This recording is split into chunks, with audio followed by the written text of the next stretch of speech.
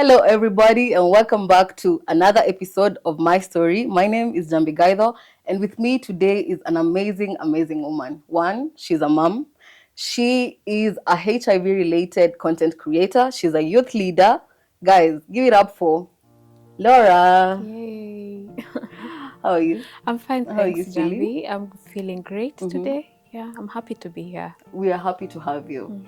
So, we know you from TikTok. Yeah, We know you as Laura, the HIV babe. yeah. Tell us about that. Okay, so my name is Laura.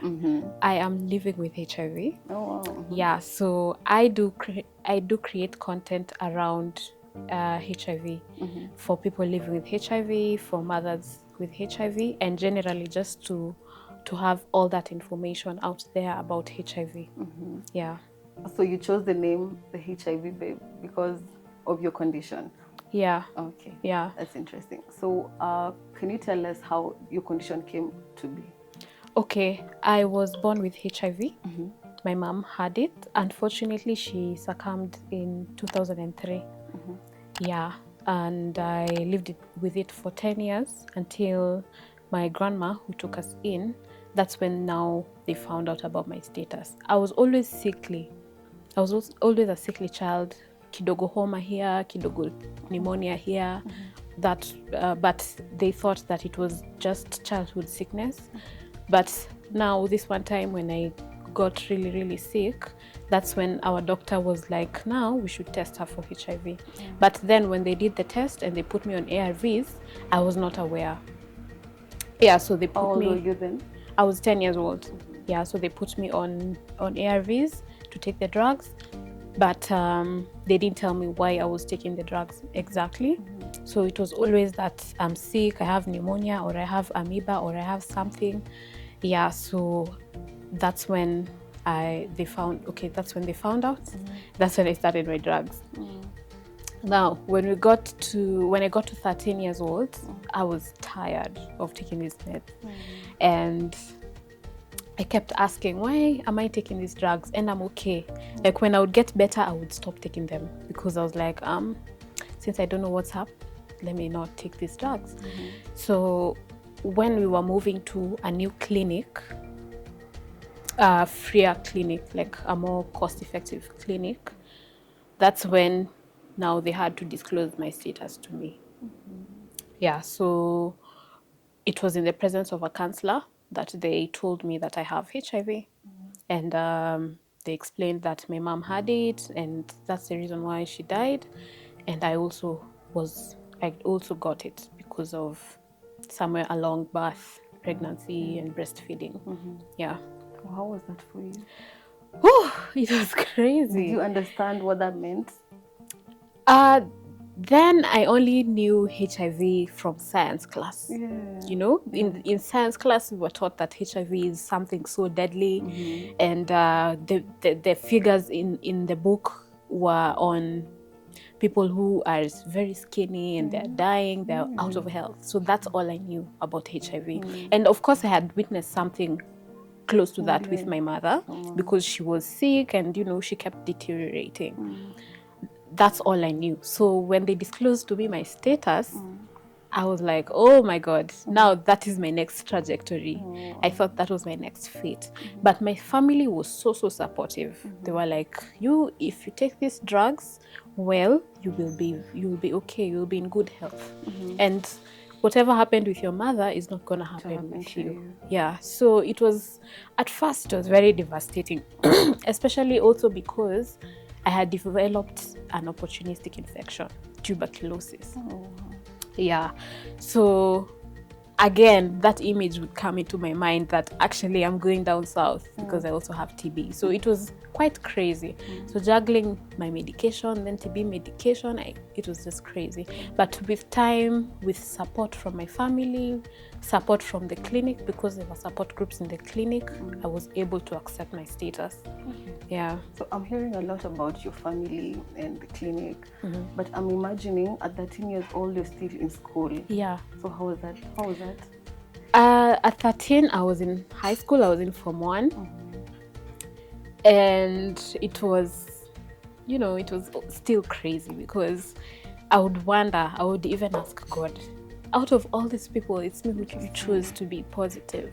You know, I kept asking myself. I even started even giving up on school because it's like, I don't see anything. Were I you don't in see anything boarding beyond or? this. No, I was in day school. So I think since my grandma already knew my status, I think she didn't want me to go to boarding school. She just wanted to keep me close to see how my health is gonna be because I was still sickly. Yeah, so I was in day school. I remember I was feeling so like depressed, stressed. Even studying in school was a problem. Yeah, because I didn't see anything beyond that. So I never put in so much into my academics. I never even put so much into extracurricular. And I loved swimming, but I never put any effort in that. I never even put effort in making friends. I didn't want anyone to know about my status. So I just wanted to be alone. Yeah, and just fight this. If I'm going to die, it's okay. You know? Yeah. So that was a kind of mental perspective I had then. Yeah. So what happened, and then you became this bold person who talks about it on socials? Like, what was the turning point? I would say it was still in high school.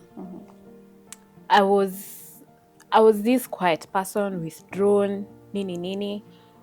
But with time, my confidence kept growing because of support groups. The support groups helped me meet other people and not feel like I'm alone. So the more I learned about HIV, the more we got a lot of information about HIV, the more I became confident. So when I finished high school, I decided that I'm going to be a journalist, and that's the path I was going to follow. Yeah, but I was like, since I'm going to be a journalist, I don't want this trajectory anymore, this self-pity and self-stigma. I didn't want it anymore. So I decided now, since I finished high school and I'm starting a new step, let me change. I'm going to change. I'm going to be outgoing. I'm going to improve on my speaking. I'm going to improve on everything, every aspect of myself that I was shooting myself down because of my HIV status. Yeah. I'm just loving the journey. Yeah.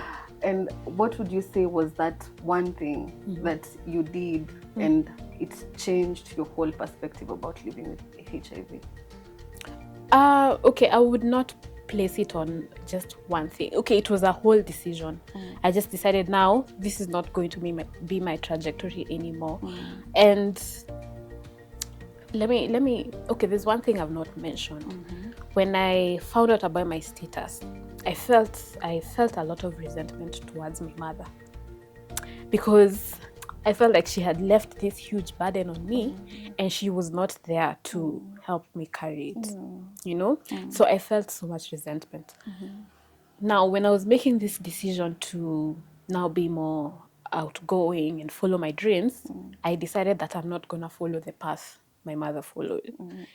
And it might look a bit weird because maybe it was not her decision to die and all that, but I didn't want to follow that health-wise. I didn't want to go to that rock bottom. I didn't want to get there again. Yeah. So that's one of the things, but it was one big decision. If I look at it, when I was finishing my high school, it was just one big decision. I was like, now this has to change. Yeah. Can't live like this anymore. Yeah.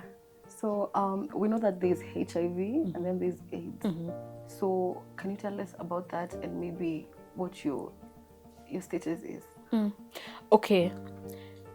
HIV and AIDS have a difference because HIV is a virus. To simply put it, HIV is a virus and AIDS is a condition that comes when the virus has, advanced. Yeah. Actually, these days, when you go to these HIV spaces where they're talking a lot about HIV and those kind of interventions, we don't talk a lot about AIDS, because these days it's so hard to find people with AIDS. Oh, wow, really? Yeah, it's actually called advanced HIV disease.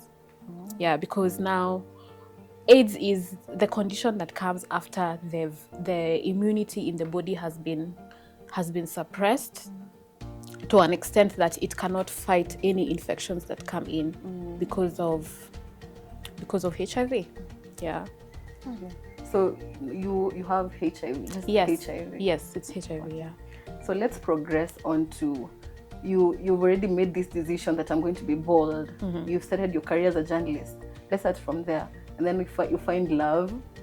Let's talk about that. Okay, so I joined campus. I did journalism, and then when I stepped out of campus, I still had this thing. I had this inclination towards doing HIV work and teaching about HIV. But since then I didn't have so much clarity as I do now. Then what I was doing is that I was working with organizations. I was volunteering with them to teach young people, either young people living with HIV, to live positively. So it was like more of if a program exists, I am attached to that program, and then we do the program, we do the reports, and then we give to a donor. It's not like now. Yeah, so I did that for so many years. I did from 2016 up to 2020. Yeah, when COVID hit and shut everything down. Yeah, so it was that. We did a lot of work even on HIV prevention, like just talking to young people, telling them that we need to have better decision making in terms of HIV prevention, whether it's abstinence, whether it's use of prevention methods, all that. Yeah, so now come 2021, now I got my journalism job. I'm a public servant. I work for I work for the Ministry of Information, Communication and the Digital Economy. Yeah, so when I got into this space, now I got now to experience journalism, what I studied in campus. Yeah, but with time, there's still that voice calling me, asking me, why are you not doing something? I can affirm there are content creators out there who talk about HIV, and they're out there about their status and about living with HIV. But I felt so much inclination to teach about HIV. Like, how do you take your drugs? When I got pregnant, I didn't know what happens. I didn't know. And it's so funny because I was in the HIV space, but I was so clueless about what happens in pregnancy and delivery and breastfeeding. I didn't know the challenges that happened with that. So that's why I decided, okay, now let me teach about this. Let me teach how to live with HIV. Let me teach how to prevent HIV, the nitty-gritties, especially in discordant couples where one person is HIV positive and the other one is HIV negative. How do they coexist? Generally, everything about HIV.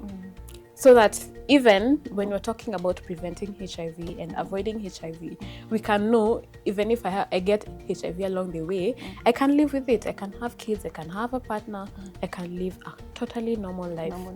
Okay. Yeah. Let's just go back, because maybe the viewer is wondering, oh, she has a kid, Yeah. So let's go back to now you're practicing journalism and you're still working as a HIV activist, right?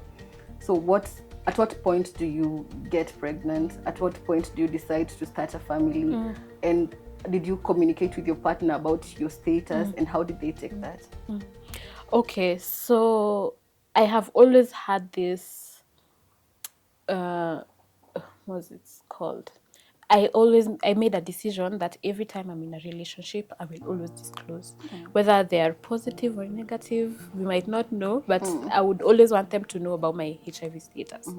Because I'm not the kind of people who can live in secret, like hiding your drugs and Yeah, so I always have a conscious decision, like, yeah, when I'm with someone, I have to disclose my status, let them know about it. If they want to on board, it's fine. If they don't want to on board, it's cool. Yeah, so in 2020, I met this young man. We were staying in the same apartment block, and we started talking. We became friends. And now when I started seeing that this relationship has some potential, I decided to tell him about my status. that's the process I always follow in terms of disclosure. I analyze, and then when I see ka potential hivi, I disclose. And it's not always been like a 100% positive trajectory, because there's some people who freak out and they totally withdraw. Have you ever experienced that? Yeah, I've experienced that once. And I was totally fine with, okay, it hurt a little bit, of course. But yeah, eventually I learned how to differentiate between someone accepting you and your status and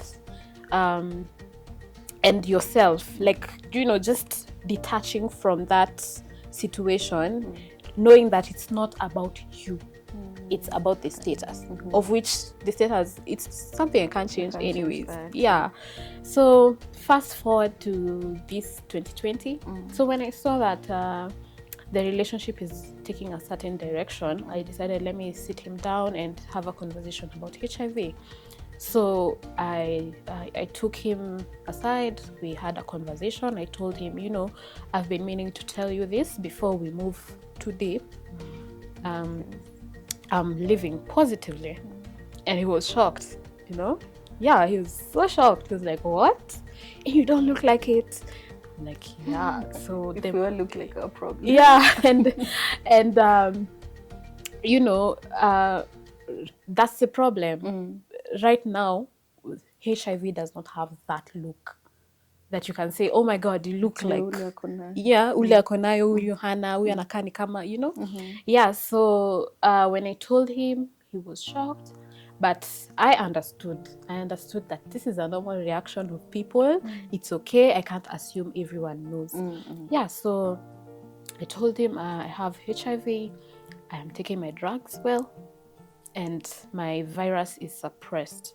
Yeah, so in HIV terms, when your virus is suppressed, it means it's suppressed to a stage called undetectable. It means that you cannot transmit it to anyone. Yeah, whether it's sexually, even through like breastfeeding, you cannot transmit. Yeah, so I explained to him those terms. Of course, they were almost like gibberish because it didn't make sense. Like, I don't get it. Yeah, people have this perception that HIV is very, very infectious, and when you meet someone, sometimes some of them can't even shake your hand or hug you because they think you're gonna transmit it to them. But that's not the face of HIV anymore. Right now, people are living. Some people even don't disclose their status, and they are living together, you know, and the other person is still negative. As long as you take your medication, you cannot transmit. So I explained all these concepts to him. I took in all the questions he had, because there were questions about how we're gonna have a baby, how are we gonna live together, and all that. So I gave him the information. I told him, even with having a baby, these are the procedures you follow to have a baby who's HIV negative. Living together and being intimate, these are the procedures we follow, and you can remain negative for as long as you can. Yeah, so he took the information, of course, with a lot of shakiness. He was a bit unsure. He was like, at first he was like, I don't think I can do this. But I was like, it's okay. If you feel you can't do this, it's fine. Here, have these resources. Go read them. Go understand them. When you're ready, you can go to my clinic, talk to my doctors, see how we can, if we're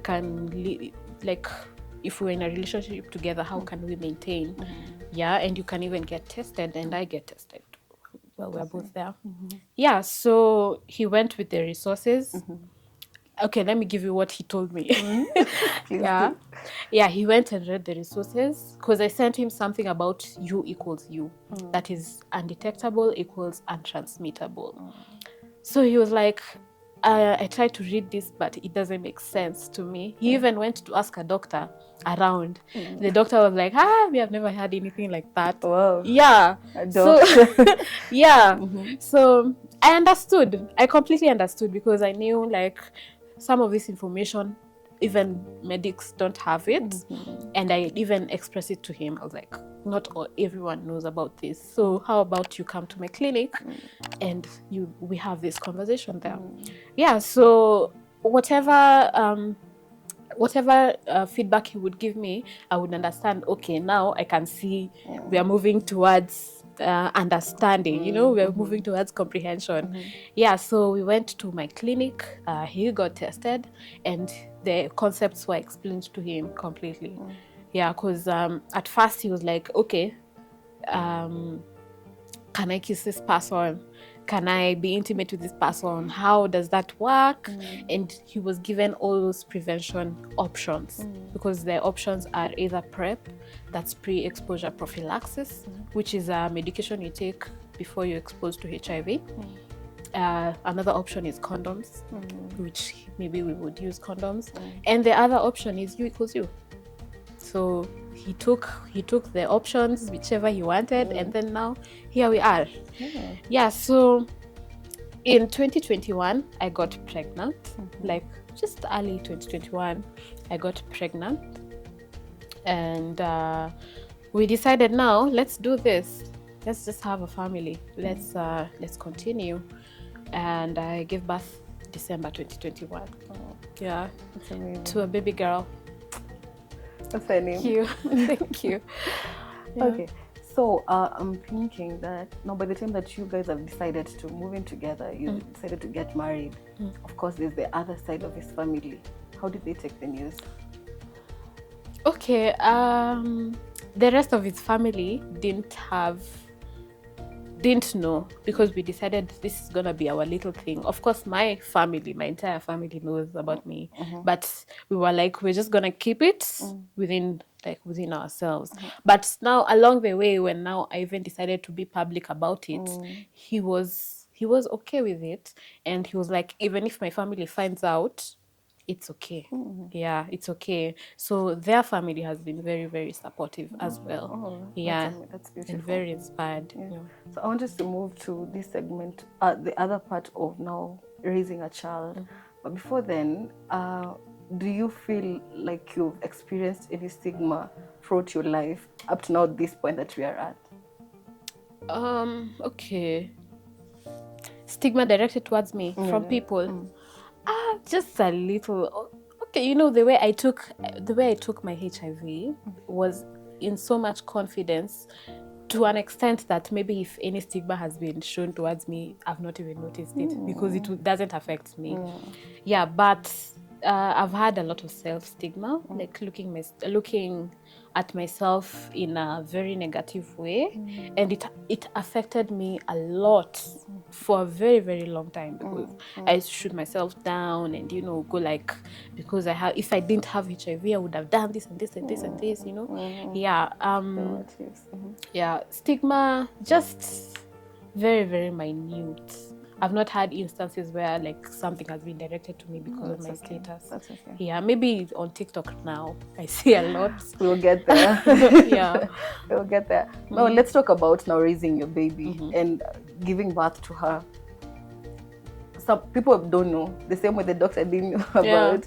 So how is it possible for you to deliver and not infect the baby? So in the Kenyan interventions, like I say Kenya because Ministry of Health, they have some guidelines on how to prevent mother-to-child transmission. That's exactly how they term it. Prevention of mother-to-child transmission of HIV. So they have guidelines that they follow. So the minute you're pregnant, you're supposed, especially if you know your HIV status, you're supposed to report to your clinic, the clinic where you take your ARVs from. So that's what I did. I just went and reported to them. I told them that I'm now pregnant. How do we move? Yeah, so they monitor you. They monitor your viral load. That's the amount of virus in your blood. So generally a viral load test is just to see if you're taking your drugs, if the drugs are working, and the indicators of that is now the amount of virus in the blood. Yeah, so like if you have a high viral load, they will know there's something wrong. If you have a low viral load, it's a good thing. The reason why they check such things is to ensure that there's minimal risk of transmission in pregnancy, in birth, delivery, and in breastfeeding. Yeah, so they monitor you, they keep monitoring you up to around 7 months, 6-7 months. You usually assigned a mentor mother from the beginning of your pregnancy. So a mentor mother is they're at the clinic. They are also mothers who have delivered and had babies successfully negative. Yeah, and they're placed at the clinic to mentor other mothers into delivering and having HIV negative babies. Yeah, so they take you through different like lessons on how to live positively, how to give baby the prophylaxis. They give you and like all the information or all the questions you may have. Yeah, so when you get to around 6 to 7 months of pregnancy, you're given some drugs called prophylaxis. So this prophylaxis is what you're gonna give the baby to prevent HIV. They give you at 6 or 7 months before you deliver, because at that stage you can deliver at any time. Sure. Because premature, all that, it can happen. Yeah, so you're advised to walk around with those drugs in case of anything. If you get labor, you can have them to whichever facility you deliver, and they will administer to the baby. Yeah, so that's the process, and then that's the process they follow for pregnancy. And then when you deliver, you're supposed to also inform your clinic that you've delivered on this day, and this is the weight of the baby, so that they give you the amount you're gonna administer to your baby. Yeah, so now after you deliver, you're supposed to, if you decide to breastfeed, there are those drugs you give for as long as you breastfeed, and there's some you give for 6 weeks. Yeah, so you give the baby the drugs for as long as you're breastfeeding and as long as you are exposing the baby to HIV. Yeah. So after you're done breastfeeding, the baby does not have to take the drugs anymore. Yeah, after you're done breastfeeding, you'll give for an extra 6 weeks, and then you stop. You stop now entirely. Yeah.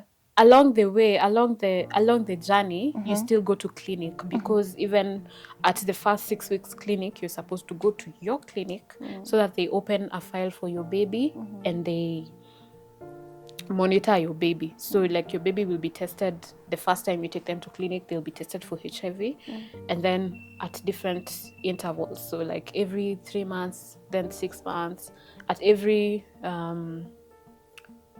milestone, let's say. Yeah. Yeah. Oh, wow. So does your baby know? Not yet. My baby is 2 years old now. Actually, she's just last week is when we were able to close her file, like completely. Now she's not under HIV monitoring.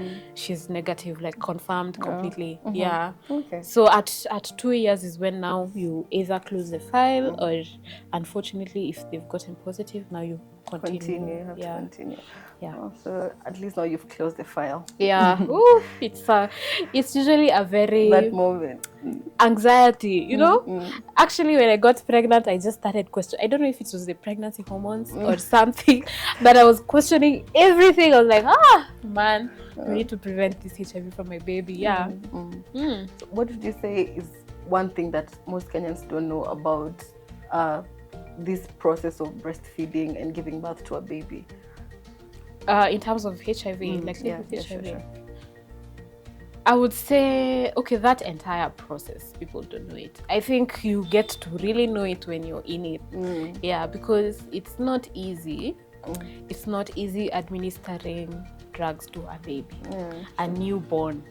Oh my God, it was not so easy. How do you administer the drugs? You're given, the drugs come with a syringe. So that syringe is what you give the baby. Yeah, so if you don't know how to give, sometimes the baby chokes, sometimes the baby pukes. It's so challenging. Oh wow. Yeah. But you did it. Yeah. But you know, the clinic supports you. Always. If you have questions, you have the mentor mother who you can call, talk to.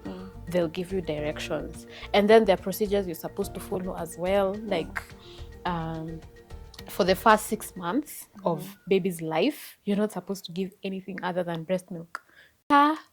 No mixed, like ati formula na breast milk, you're not supposed to mix. If you decide on formula, you're supposed to do formula only. If you decide breast milk, it's breast milk only for the first 6 months. You have to be extra careful. Yeah, so you have to follow those strict regulations. And then you see, you have that anxiety, like, what if? Every time, what if?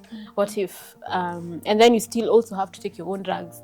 Well, yeah, so it's a lot, but it's manageable. I would say it's very manageable. If we have an opportunity to prevent HIV to our babies, then I think we should always follow it. Especially coming from someone who got HIV from that process of birth. I really hope you give yourself flowers for this far. Yeah. And I'm just listening to you and I'm picking out how careful you are, especially with the baby. And I hope you know that you're doing a great job. Yeah, thank you. Do you feel that you're doing a great job? Now is when I'm seeing, because then I was really, really questioning myself.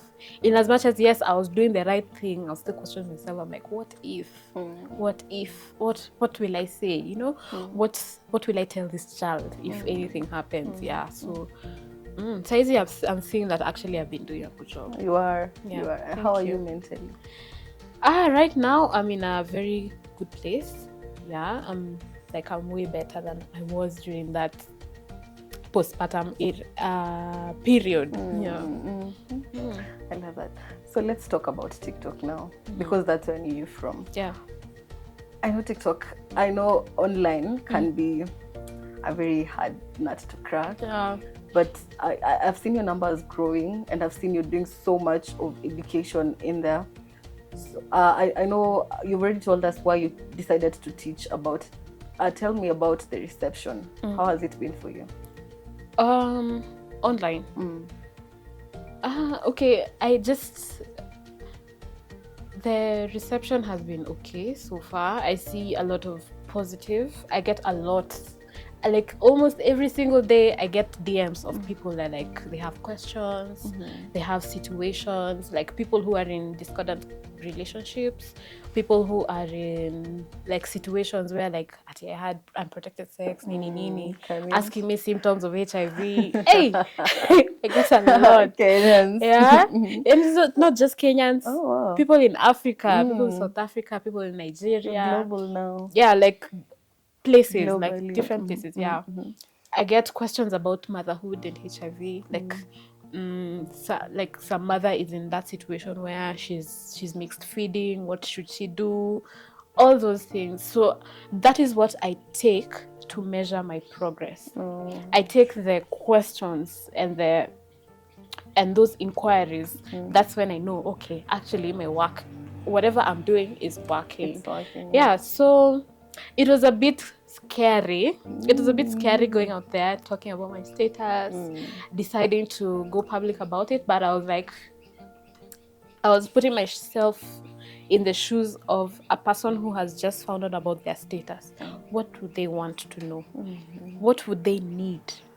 You know? So I decided, let me curate this platform into a place where if a person steps into it, they feel at home and they feel like, this is where I'm supposed to be. Yeah. One thing I loved about your TikTok page is that when I come in, I'm able to see, okay, do I want a video about how breastfeeding? Do I want a video about discordant families? Do I want a video about, there's just different titles for each and every video. And I love it. I love it. Thank you. Maybe I'd want to know, what is the most obnoxious question or comment that you've had? Oh, obnoxious. There are many. There are many, because I think I've talked about so many things and different topics have different reactions. People have different perceptions about it. Let me talk about the breastfeeding.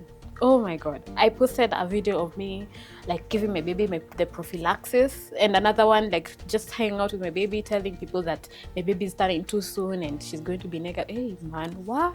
Kwanza women, What is it? why did you risk? It's so selfish that you breastfed and you knew your status. Yeah.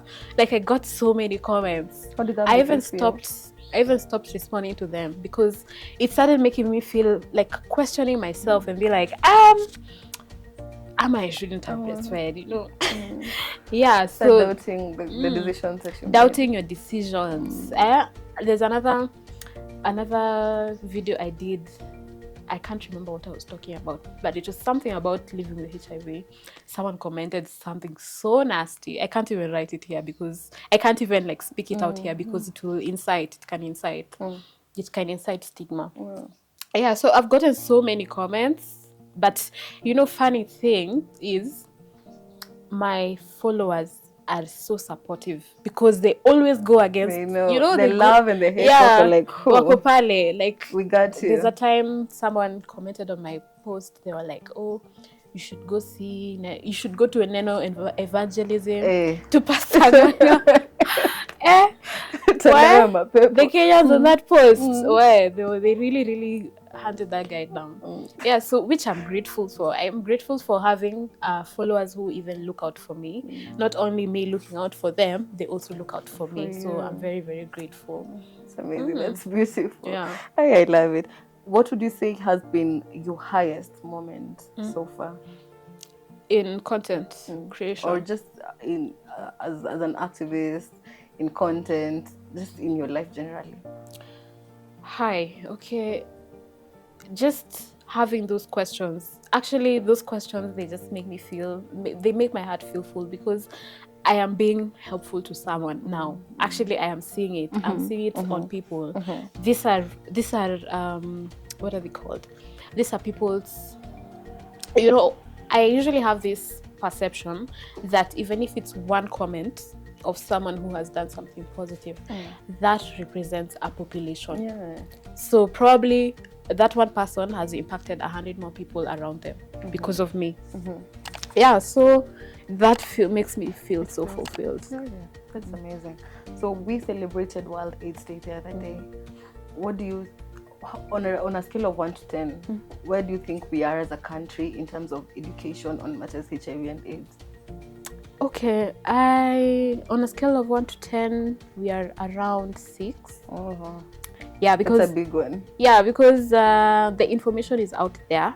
Yeah, like you can look for the resources and you'll find them, but I feel like the resources are not so onto the ground, onto the grassroots level, because yeah, we have the information, but the stigma is still there. Like people still comment, where? Because I've not even told you. This time I posted a video with my hubby, and then I've written there, oh, we're in a discordant couple. Where? The Kenyans. Siezi risk. Huyu msee ni kama very opinionated. Serial. Which means, like I said, one comment represents a population. So you can imagine that one person saying, yeah, hawezi risk, is representing more 100 other people. And it continues. There are like almost 100 comments saying that the one thing. Yeah. Which means either the information is not, it's not curated in a way that speaks to the people to comprehend it, or it's just not there. Yeah, it's all those two things. But there's so much progress. I like that there's so much progress. I was not expecting to also have so many supporters, which means the information is also out there. It's a good thing. It's a good thing. So what do we expect from you in the future now that we are moving into 2024? What are we looking forward to seeing? So you should look forward to more content, more relatable experiences, more I will also start incorporating experts into my platforms, having experts talk about this topic, so that it's not just me and looking like I know everything, you know. Yeah, because there's a lot. Even when we talk about HIV rights, sexual and reproductive rights, there's a lot that people don't know, and we need to put it out there in a way that people understand it, in a language that people comprehend. Yeah, so that's what we should expect Okay. moving forward. Yeah. Okay, that's amazing. So I want to give you a chance or platform to speak to one, your baby, two, your hubby, and three, anyone out there, any young Laura out there who's looking up to you, who doesn't know what to do with this. Maybe ameambiwa tu say you have HIV, he or she doesn't know what to do. So I want you to look directly at the camera and just let's start with your baby, then your hubby, and then now that one person out there. Wow, okay. Hi, my daughter. I hope one day you're gonna comprehend this. I am so proud of you. You're such an amazing baby, and you have helped me this journey to understand myself and to understand you. I wish you so much. I wish you the best, and everything life has to offer, you deserve it. You deserve every good thing that comes to your life. And I hope you're proud of mommy, that she goes out there to talk about issues and to teach people. Yeah, so that's all for you, my baby girl. I love you so much. My hubby, my husband, thank you so much for being my number one support. You are the person who inspired me to come out there, and without your support, I don't think I would have been able to even stand and talk to people who I don't know about. I don't know them. Yeah. And I thank you so much for the support. Thank you for always being there. Even some of these comments, it's you who usually responds to them, because I'm like, I'm gonna shoot them down as well. But you're like, no, speak to them in a kind way. Yeah. So thank you for always inspiring me and teaching me to be better of myself, better than myself. To anyone out there who has just learned of their status, or who is struggling with accepting their status, I want you to look at me. I want you to look at my life and how I do it, and I want that to be your inspiration. I know taking drugs is not easy. No matter how long you take them, it's not going to be easy, because I've taken them for a couple of years, like around 18 years, and it's not been easy. Some days I feel like giving up, some days I feel like, yeah, I'm strong in this. But you have to just take them fast, and then you start thinking like that. Okay, just take them fast, and then we start thinking about anything else later. Yeah, I hope that you know that HIV is not something that should hold you back at all. Even in relationships, please have the confidence. In life, have the confidence. Follow your dreams, because that is what makes you you. Now, the moment that we've all been waiting for. I want you to speak with you, Laura. To the younger self. Not even the younger self, just you. Okay. Just tell yourself something that you'd want to hear, something that would make you feel nice, something nice about you. Yeah. Hi, Laura. I'm so proud of you. You've come a long way, a long way at this life. And I'm proud of you. I'm proud of the work you have done. I'm proud of the person you are right now. A very strong person, a very intelligent person, a very smart, creative, and outgoing person. I love how educated you are. I love how you have everything in your fingertips. I love the kind of mother you are, the way you're raising your daughter. You're so amazing. And I love how you just look at life. Yeah, and I wish you the best. I wish you that all the greatness within yourself, I wish that it comes out boldly and visibly to everyone around you, and even within yourself, always. Yeah, so reach out for the stars always. Don't settle for anything less than that. Do you have any Christmas message that you'd want to relate to Kenyans? Oh, Kenyans, Merry Christmas to you, and happy 2024. I wish you all the happiness, and please have fun. Sherekea kabisa, sawa? Yeah. Okay. What would be your parting shot? Okay, my parting shot is that there's always something we can do. You know, I used to be those kind of people. Like when I left the HIV space and now I started to become a journalist and I stopped this HIV work, I used to be these people who used to be like, hey, and people are so stigmatizing. Imagine these people are thinking like this. But I decided I will not be part of that statistic of always complaining about things and not doing anything to change it. So my parting shot is there's always something we can do out of our way to change something. One little thing you can change around you. Yeah. Thank you so much. You're welcome. It has been an amazing time just listening to your story. Do you guys have any questions? Okay. Thank you so much for your time, Laura, and for making time for us and for educating Kenyans, especially on TikTok. I just love how you have taken up that space, because TikTok naenda kufanya vitu mingi sana, but you decided this is the path I want to take, and it's beautiful. I just hope that you'll be blessed. I know you're blessed. I hope more blessings will come your way. I hope that you'll get recognition worldwide. You're already starting. I know you'll get there. I hope the very best for you, and just always give yourself flowers for this far and how much you're doing. I know it's a lot, but you got this. You're a modern woman. Thank you. That's it for this episode. Thank you so much, guys, for tuning in. See you next time. Same place. Bye.